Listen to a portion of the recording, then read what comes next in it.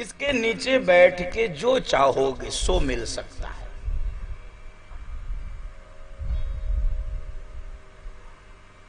अयोध्या के नागरिक आनंदित हैं। क्यों? क्योंकि उनके मन की इच्छा पूरी हो रही है। उनके मन की अभिलाषा थी, महादेव से प्रार्थना करते थे वे कि महाराज अपने जीते जी ही राम को राजा बनावें। बंधु माताओं, ये अयोध्या की जनता की इच्छा थी कि महाराज दशरथ अपने जीते जी ही राम को राजा बनावे, उनका राज्याभिषेक करें।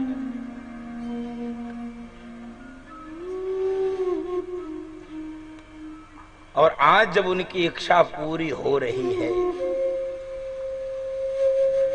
तो जब व्यक्ति बहुत भी प्रसन्न हो जाता है तो नींद नहीं आती है। व्यक्ति जब बहुत प्रसन्न रहे अथवा दुख रहे, दोनों अवस्था में आज अयोध्या के नागरिकों को नींद नहीं आ रही। पूरी रात जगे हैं। क्यों? कि प्रातः काल हो, हम सब राज्याभिषेक के उत्सव में सम्मिलित होने के लिए चले। और अयोध्या के नागरिक अपने हाथों में पुष्पों की मालाएं लेकर पहुंच गए हैं और कहने लगे सुमंत्र जी से कि प्रधानमंत्री जी, महाराज दशरथ नहीं दिख रहे हैं, क्या बात है? वे तो ब्रह्म मुहूर्त में जगते हैं, महाराज का तो ये स्वभाव है। आज वो ब्रह्म मुहूर्त में जगने वाले महाराज दशरथ अभी तक राजद्वार पर उनका दर्शन नहीं हो पा रहा है। तो सुमंत्र जी, महाराज के बारे में जरा, आप प्रधानमंत्री हैं इसलिए आप पता लगाइए। पछिले पहर भूपनीत जागा, पछिले पहर भूपनीत जागा, आजो हमारी अचरज लागा, आजो हमारी बड़ अचरज लागा।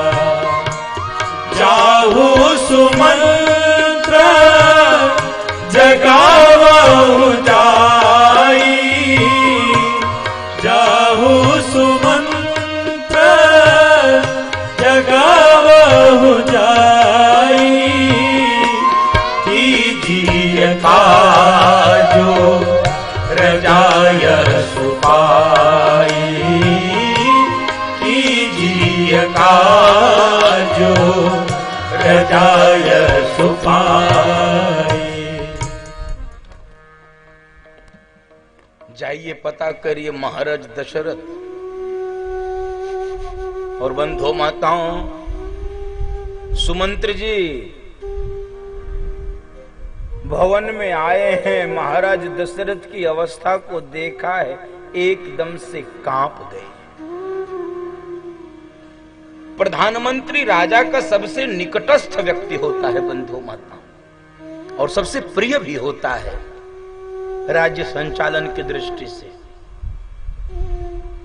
महाराज को इस अवस्था में देखकर धरती पर पड़े हैं, एकदम से निस्तेज। हुआ क्या महाराज को? महारानी कैकेयी बैठी हैं।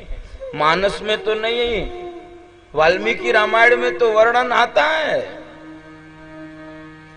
कि सुमंत्र जी को लग रहा है कि ये कुछ षड्यंत्र किया है कैकेयी ने। और बंधु माताओं, कैकेयी महारानी ने कहा कि सुनो, हम कुछ नहीं जानते, सारा षड्यंत्र किए। क्या कह रहे? पूरी रात राजा को नींद नहीं आई। परी न राजहि नींद निसी, ये तो जान जगदीश,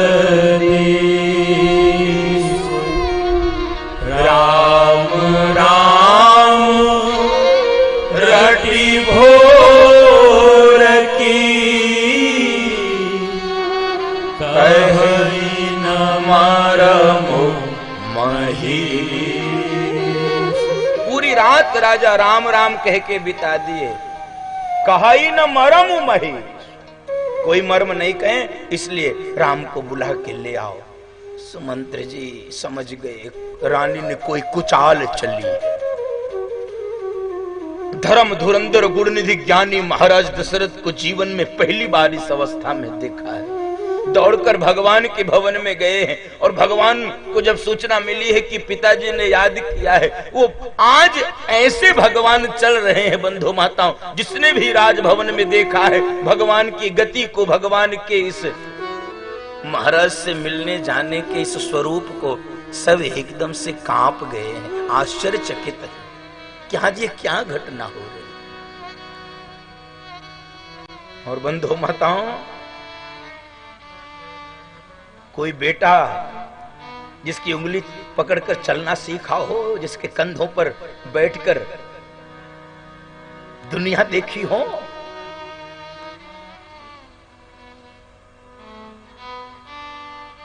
वो अपने बाप को इस अवस्था में देख रहा है। धरती पर पड़े हैं, मानो प्राण ही नहीं है, निष्प्राण, समझ नहीं पाए। और बंधु माताओं, सत्य बताऊं यदि आपको, तो जो आनंद के सागर हैं, सुख के राशि हैं, सुखों के धाम हैं, जो आनंद कंद हैं, सच्चिदानंद हैं, सबको सुख देने वाले हैं, उन राम के जीवन में आज पहली बार दुख से साक्षात्कार हो रहा है। जीवन में पहली बार दुख से साक्षात्कार हो रहा है। और दुख से साक्षात्कार होने पर उस महामानव की मन स्थिति, शारीरिक स्थिति, भाव स्थिति कैसे निर्माण हो रही है, इसका दर्शन करिए। यही आज की कथा की विशेषता है।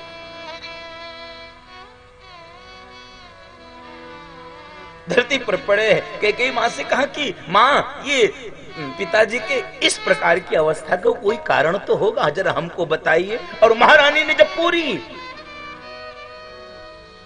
अपनी षड्यंत्र की कहानी सुनाई है, और जब भगवान को पता चला कि मेरे कारण राम भरत को अयोध्या का राजा और तुझे 14 वर्ष के लिए वनवास, यही 2 वरदान मैंने मांगे थे महाराज से, और तुमसे अतिशय स्नेह ही महाराज की इस अवस्था का कारण है। और जैसे ही भगवान ने सुना है कि मेरे कारण आज मेरे पिता की ये स्थिति हो रही, कांप गए भगवान, कांप गए। मां, क्या आपको मेरे ऊपर भरोसा नहीं था?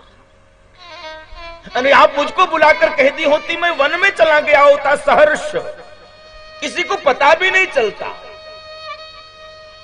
और भगवान ने जो वचन बोले हैं वो दुनिया में आदर्श पुत्र के लिए महावाक्य बन गया। बंधु माताओं, आज जो भगवान ने कैकेयी मां से वचन बोले हैं, आदर्श पुत्रता कैसे स्थापित की जा सकती है, वो भगवान प्रमाण प्रस्तुत कह रहे हैं। कह रहे मां, अरे मैं तो भाग्यशाली होता, आप मुझसे कह दी होती, और जगत में वही पुत्र भाग्यशाली है जिसको अपने माता पिता की सेवा का अवसर मिलता है, उनकी आज्ञा के पालन का अवसर मिलता है, वही भाग्यशाली है। सुनु जननी सोई सुत बड़ भागी, सुनु जननी सोई सुत बड़ भागी, जो पीतु मातु वचन अनुरागी, जो पीतु मातु वचन अनुरागी,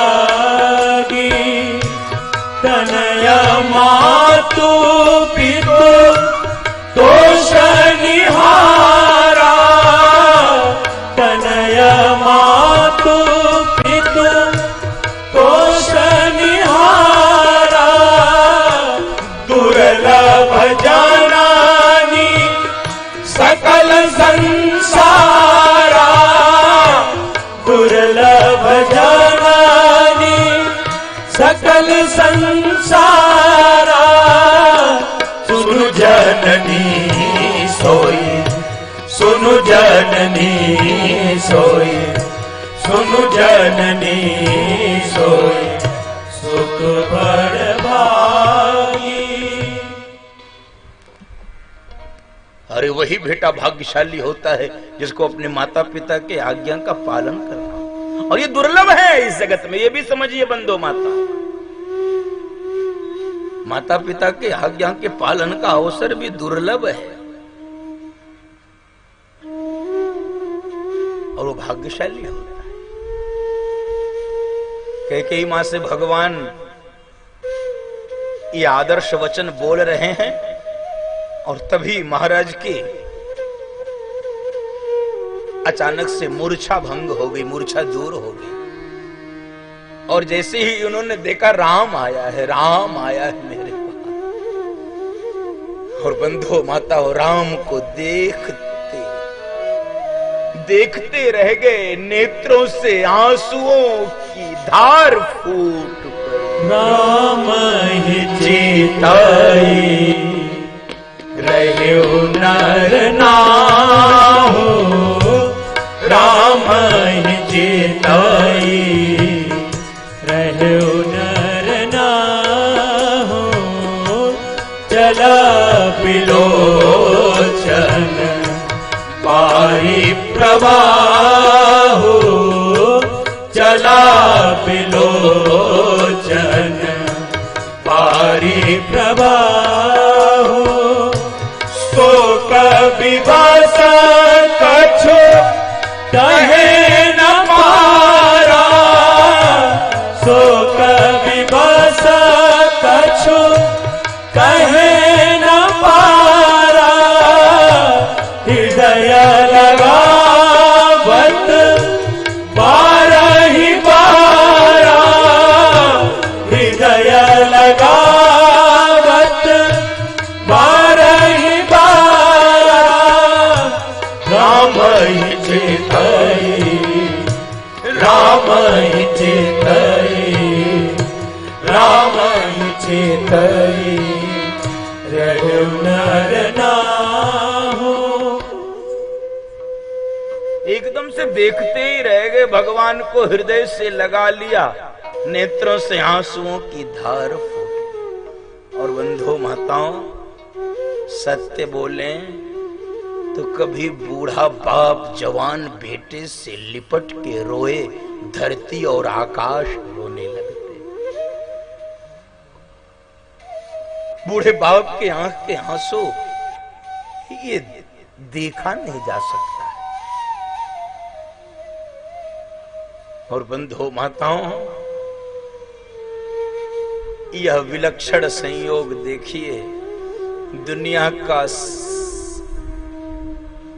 बाप ये चाहता है मेरा बेटा मेरी आज्ञा का पालन करे, और आज दशरथ जी एक ऐसे पिता हैं जो चाहते हैं मेरा पुत्र मेरी आज्ञा का पालन न करे। वो कह रहे लग जाने दो, कुल को कलंक, लोग कहेंगे कि रघुवंश में एक दशरथ नाम का राजा हुआ जिसने अपने वचन की रक्षा नहीं की।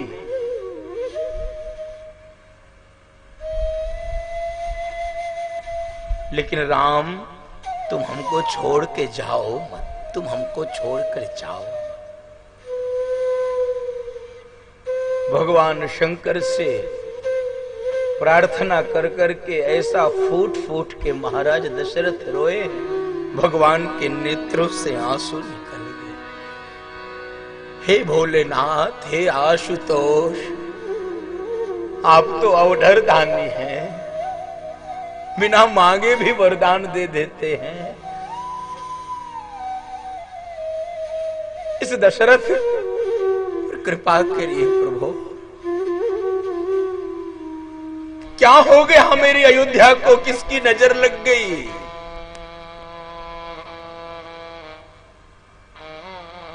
भगवान कह रहे हैं पिताजी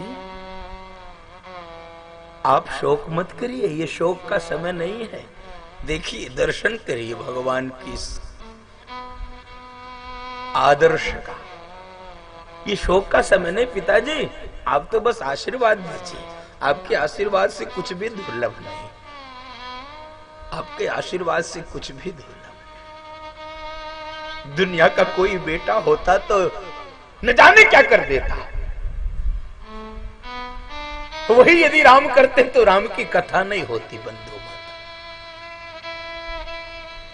दुनिया के किसी बेटे को सूचना मिलती कि कल तेरा राज्याभिषेक होगा और प्रातः काल उससे कहा जाए तू वन चला जा 14 वर्ष के लिए, बहुत आदर्श बेटा भी होता तो कम से कम ये पूछता कारण तो बता दो वन में जाने का। ठीक है राजा नहीं बना रहे हो, ये आदर्श स्थिति होती, और यहां वो सामान्य स्थिति। भगवान कह रहे हैं कि पिताजी आप ये शोक क्यों कर रहे हैं, आप तो बस आशीर्वाद दीजिए, और 14 वर्ष की बात है, मैं पूरा करके आ रहा हूं। ये सुनने के बाद मानो दशरथ जी का कलेजा और फट गया। वो तो चाहते हैं कि राम मुझे तू धिक्कार दे। कैसा अभागा बाप है जिस मुख से कहा है कि तुझे राजा बनाऊंगा, आज उसी मुख से कहना पड़ रहा है कि तू वन में चला। लेकिन धन्य है मेरे प्रभु। इसीलिए बंधु माताओं, लीला की दृष्टि से, नायक की दृष्टि से मैं बार बार कहता हूं, ईश्वर ना भी मान पाए लोग, हमारे तो इष्ट हैं, आपके इष्ट है राम, जो ना भी मान पाए ऐसा नायक, ऐसा धीरोदात्त नायक जो साहित्य की परिभाषा में बोला जाता है, ऐसा धीर और ऐसा उदात्त नायक दुनिया में नहीं मिल सकता बंधु माताओं। जैसा मेरे प्रभु राम का चरित्र है, वैसा चरित्र दुनिया में कोई कल्पना करके भी नहीं रच सकता है, जिसको राम ने जी कर दिखाया है बंधु माताओं। उसकी कल्पना करके भी ऐसा चरित्र नहीं रचा जा सकता।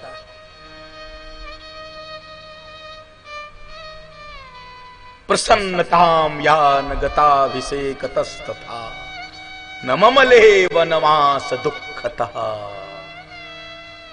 मुखाम्बुज श्री रघुनंदनस्य मे सदास्तु मंजुल मंगल प्रदा। ऐसा चरित्र नहीं मिल सकता है। और पिताजी को प्रणाम किया और सोचे चलो मां का आशीर्वाद ले लें और फिर धीरे से वन को चले जाए। ये प्रभु की योजना है। अब कौशल्या मां का चरित्र देखो और उस चरित्र में भगवान के चरित्र का मिश्रण देखो। दूर से देखी भगवान को एकदम से गदगद हो गई। आज मानो भगवान को देखकर कौशल्या मां के बूढ़ी स्तनों से दूध छलक पड़ा हो। हे राम सुनो भैया, तू आज राजा बनेगा। इसको कुछ नहीं पता, इतनी भोली मां, इसको कुछ नहीं पता। बेटा तू आज राजा बनेगा। और सुनो, वनवास की बड़ी लंबी क्रिया होती, कैसा वात्सल्य उमड़ रहा है इसके हृदय से। सुनो, वनवास की बहुत लंबी क्रिया। थोड़ा दूध पी लो बेटा, थोड़ा फल खा लो। आज मेरा बेटा इतना बड़ा हो गया, आज वो अयोध्या संभालने जा रहा है, अयोध्या का राजा बन जाए। इसके हृदय से वात्सल्य की गंगा प्रवाहित हो रही है।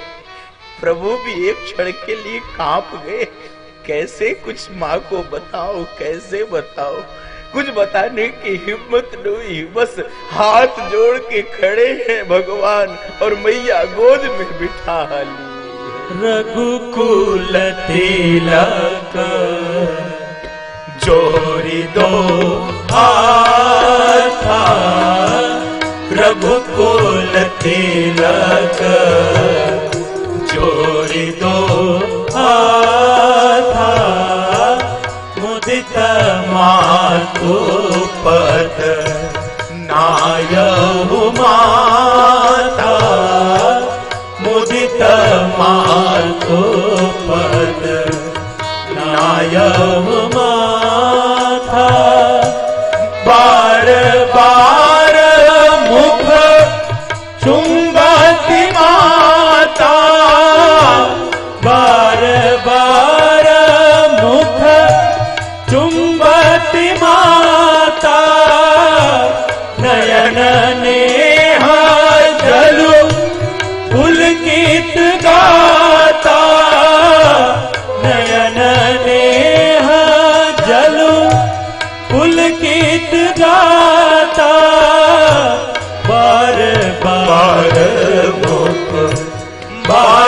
बार मुख बार बार मुख चुंबती माता।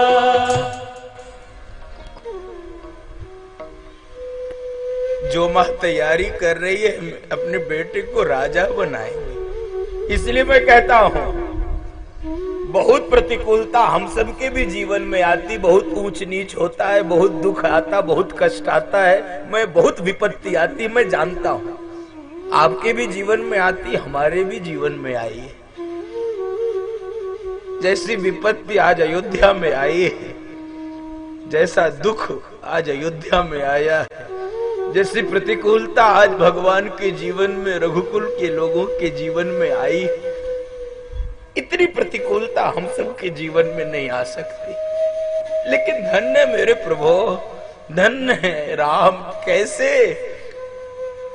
कैसे सब इतना बड़ा, अंग्रेजी में जिसको डैमेज कंट्रोल कहते हैं बंधु माता, बड़ा भारी संकट खड़ा हो सकता था अयोध्या में। आज ये दो चरित्र ऐसे हैं जिन्होंने उस सारे संकटों से अयोध्या को बचा लिया। एक बड़ा भारी राजनैतिक विद्वेष खड़ा हो सकता था, एक सड़कों पर अयोध्या के तूफान खड़ा हो सकता था, लेकिन दो चरित्र मानस के उस तूफान को ऐसा शांत किए। एक चरित्र मेरे प्रभु का, दूसरा कौशल्या माँ का, जिनका वो लाल है। वो दोनों चरित्र ने, ये राम कथा सुनने की वास्तविक प्रासंगिकता है बंधु माताओं। लीला तो बहुत आपने सुनी है, मुझसे ज्यादा कथाएं आपको याद है, लेकिन वो सूत्र जो हमको जीवन जीने में सहयोग करे, हमको परिवार चलाने में सहयोग करे, हमको दूसरों को सुख देने में सहयोग करे, ऐसे सूत्रों को इस राम कथा से ले जाना, यही कुशलता होगी श्रोता की दृष्टि से, और यही मेरी भी थोड़ी प्रसादी होगी बंधु माता। कितना बड़ा बवंडर हो सकता था। कोई माँ होती तो ये कह सकती थी कि राजसभा ने मेरे बेटे का राज तिलक तय किया है, तू होती कौन है मेरे बेटे का राज्याभिषेक टलवाने वाली। क्योंकि जब पूरी बात सुमंत्र के बेटे ने बता दी है महारानी कौशल्या को, सावधान हो गई माता कौशल्या। अयोध्या की सारी घटना सुनने के बाद महाराज के उस दुख का अनुभव कौशल्या मां कर रही है, जिस दुख से महाराज कैकेयी के चरणों में गिर के गिड़गिड़ा रहे थे, आज उसका अनुभव कौशल्या मां कर रही। वो जानती है महाराज धर्म धुरंधर गुण निधि ज्ञानी है, महाराज कोई सामान्य राजा नहीं है। कोई और श्रेष्ठ मां होती तो ये कह सकती थी कि चलो कोई बात नहीं, तुम अपने बेटे को राजा बनवाओ, लेकिन तुम होती कौन हो मेरे बेटे को वन में भेजने वाली। लेकिन जय हो कौशल्या माई की जय हो। ऐसी भी कोई माँ हो सकती है कौशल्या जैसी, ऐसी भी कोई माँ हो सकती है। कौशल्या माँ एक शब्द भी किसी के विरोध में नहीं बोली, किसी के प्रति कोई शिकायत नहीं व्यक्त की, बस इतना कह रही है, राम यदि केवल तेरे पिता की आज्ञा होती तो निश्चित ही मैं तुझे वन जाने से रोक लेती, क्योंकि माँ का बेटे पर बाप से 10 गुना ज्यादा अधिकार होता है। लेकिन सुनो राम सुनो, केवल तेरे पिता की आज्ञा नहीं है, और कहीं तेरी सौतेली माँ नहीं है, वो मेरी सौत नहीं है राम, वो तेरी माँ है। और माँ और पिता दोनों की यदि आज्ञा है तो राम तुझे वन जाना चाहिए। जो पीतु मातु कहे बन जाना, जो पीतु मातु कहे बन जाना, तो कानन सत अवध समाना, तो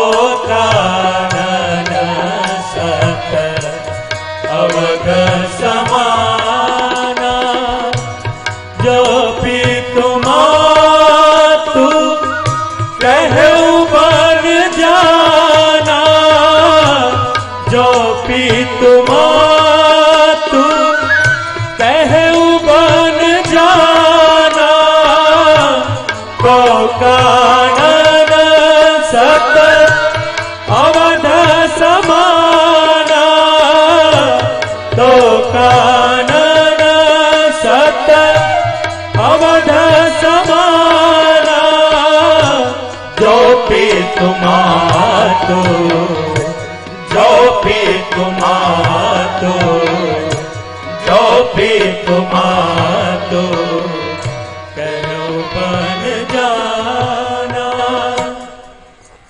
यदि माता पिता दोनों की आज्ञा है तो तुझे वन जाना ही चाहिए। और वो वन केवल एक अयोध्या के नहीं 100 अयोध्या के समान है। दर्शन कीजिए बंधु माता कौशल्या मां के चरित्र का।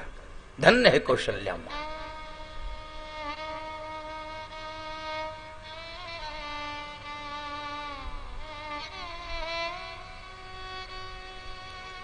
इतनी करुणा छा गई कि अब उसका वर्णन हम नहीं कर सकते।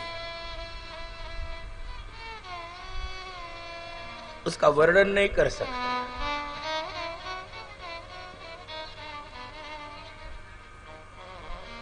कौशल्या मां ने बस इतना कहा, बेटा बस ऐसा करना कि मेरे प्राण बचे रहे। और मुझे कौशल्या मां का दुख क्या है इसको भी समझिए। कौशल्या मां तो अपना दुख छिपा ले रही है अपने छाती में। वो दूसरे प्रकार के दुख से दुखी हो रही है और वो कहना भी चाह रही है कि राम, इससे बड़ा दुख तो मेरे जीवन में नहीं आ सकता, लेकिन हो सकता है मैं झेल भी लूं। लेकिन तेरे पिता और तेरा भाई भरत इस दुख को नहीं झेल, तेरे पिता इस दुख को नहीं झेल पाएंगे। तेरे वन गमन को तेरा भाई भरत नहीं झेल। ये 2 पात्र कौशल्या मां ने चुना है बंधु माता, जो भगवान के वियोग को स्वीकार नहीं कर पाएंगे। और सत्य यही निकला, सत्य यही निकला। महाराज के प्राण पखेरु उड़ गए राम के वियोग। और भरत तो ऐसे धरती पर लौटे थे। राम के वियोग में सबसे प्रिय होता है व्यक्ति का उसकी मां, उससे संबंध विच्छेद कर लिया, चल दिया भैया को मनाने के लिए।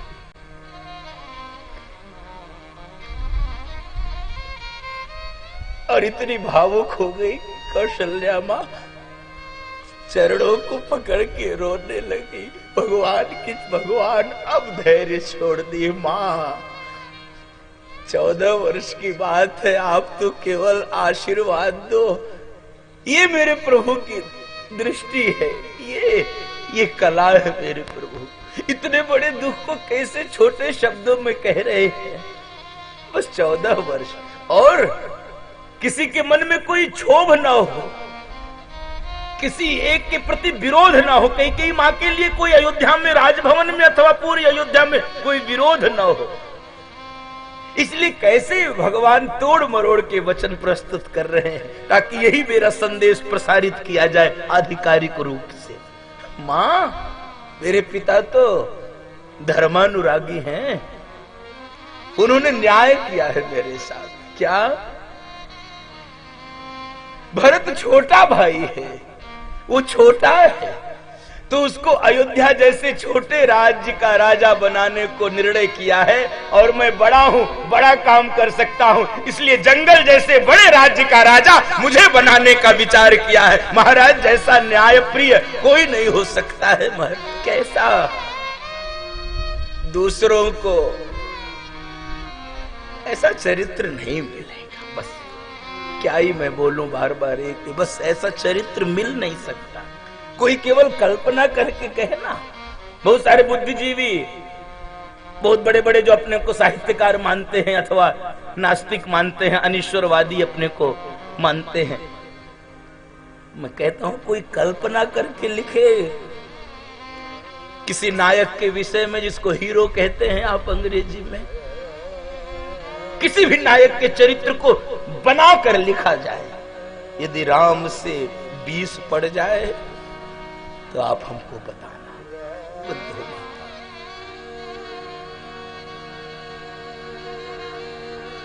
और कौशल्या मां ने कहा बस राम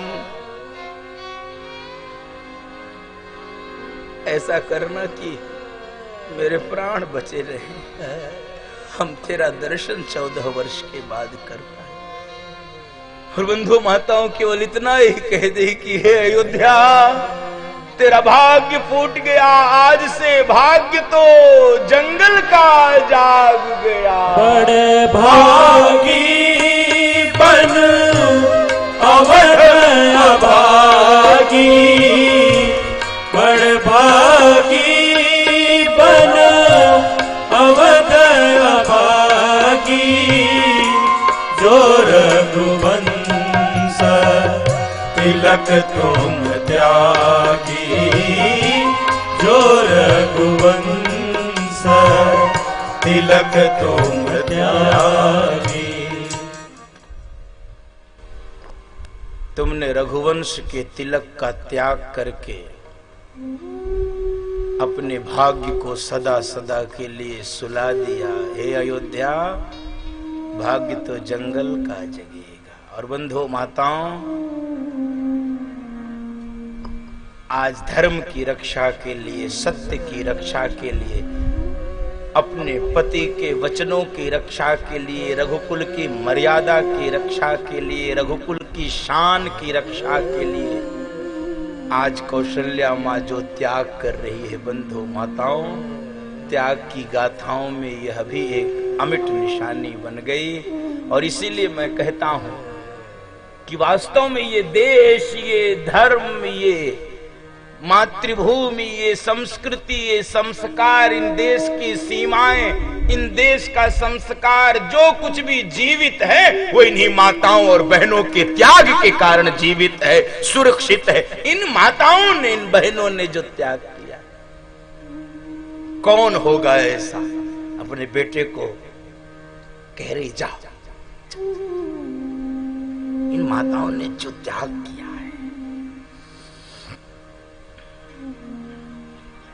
मेवाड़ की राज्य को संभालने के लिए एक धाय मां ने, दासी मां ने अपने बेटे का बलिदान कर दिया अपनी आंखों के सामने।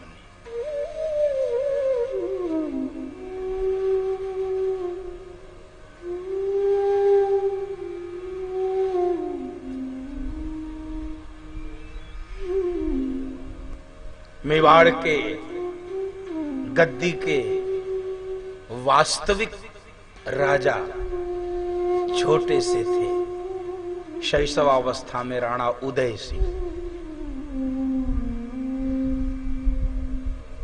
उनके ही परिवार का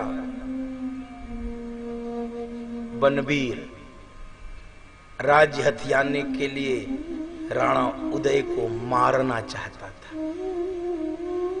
जो उनकी दासी मां थी, धाय मां कहते हैं राजस्थान में, उनका नाम है पन्ना धाय।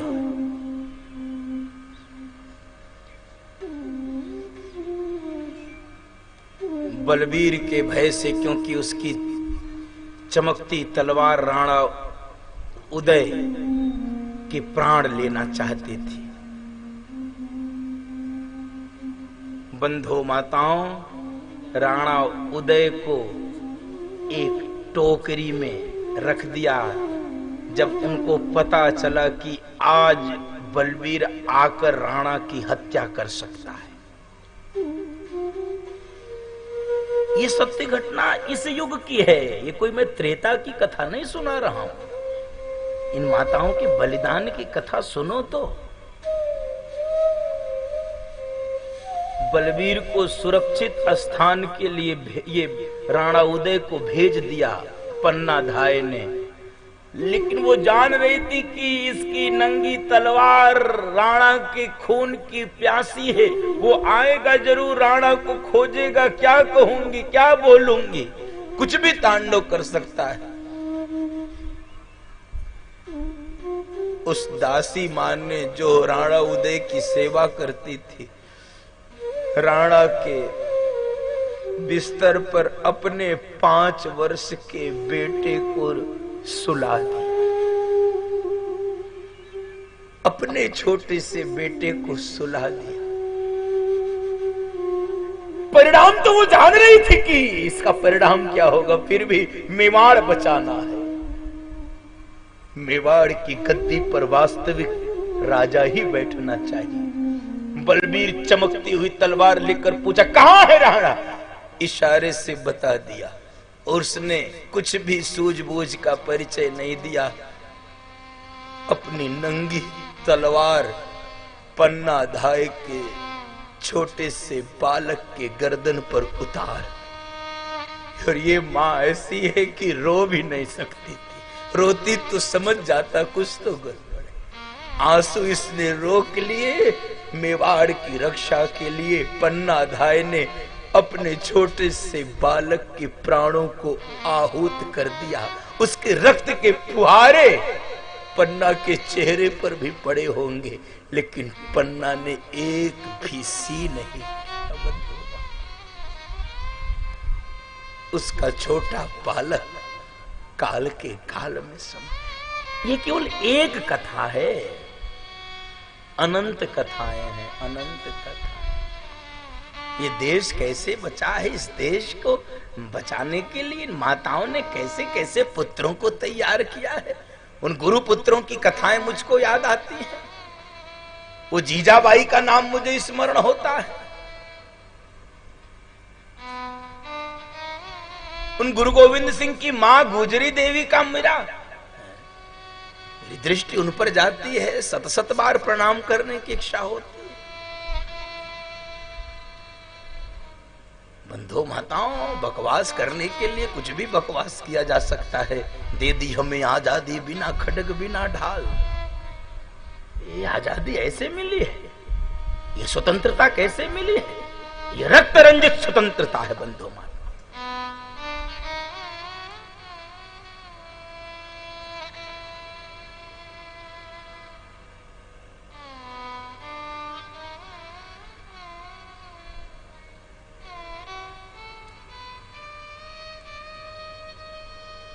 गुरु गोविंद सिंह के चारों बच्चे और पूरा परिवार 1 सप्ताह में धर्म के लिए बलिदान हो गया। क्या आपको नहीं याद है महारानी पद्मिनी का जौहर? हजारों हजार छत्राणियां एक दिन में अग्नि में कूद गई, कुएं में अग्नि प्रज्वलित करके कूद गई, कोई विधर्मी हाथ नहीं। कितनी कथा आपको सुन।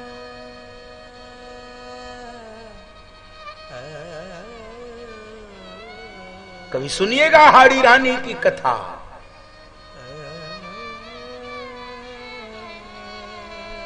कभी सुनिए गुरु सिंह पुत्रों का बलिदान, उनकी मां गुजरी देवी का बलिदान। दो भाई चमकौर के युद्ध में मार दिए गए, 2 भाई अपनी दादी के साथ पकड़ लिए गए। सरहिंद के किले में उनको पकड़ के वजीर खान के सामने प्रस्तुत किया गया। वजीर खान ने कहा, धर्म बदलो नहीं तो तलवार गर्दन पर उतार दी जाएगी। दोनों बच्चे दुधमुहे बच्चे, 10 वर्ष के आसपास अवस्था, दोनों बच्चे अपनी दादी गुजरी देवी के साथ खड़े हैं। दादी का चेहरा देखे, वजीर खान के सामने खड़े हैं, दोनों मुस्कुरा पड़े। धर्म नहीं बदलेंगे, प्राण जाए तो जाए। आदेश दे दिया, इनको दीवार में चुन दो। दादी को सामने बिठा दिया गया, दोनों बच्चों को दीवार में चुना जा रहा है।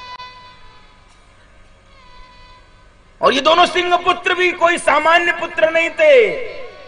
ये गुरु गोविंद सिंह के लाल हैं। ये गुरु तेग बहादुर का खून इनके धमनियों में प्रवाहित हो रहा है। बंधु माता, दीवार में चुने जा रहे हैं। आप कल्पना करो ये देश, ये धर्म कैसे बचा है।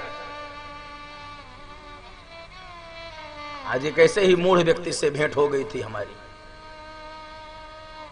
वो भी कह रहा था अभी भी लोगों को लगता है हिंदू धर्म खतरे में है। क्योंकि मुझे विलंब हो रहा था इसलिए मैंने उसको उत्तर नहीं दिया। मुझे विलंब हो रहा था, मैं गाड़ी में बैठ के चला आया। इच्छा तो थी कि इससे हो ही जाए, दो दो हाथ देखा जाएगा।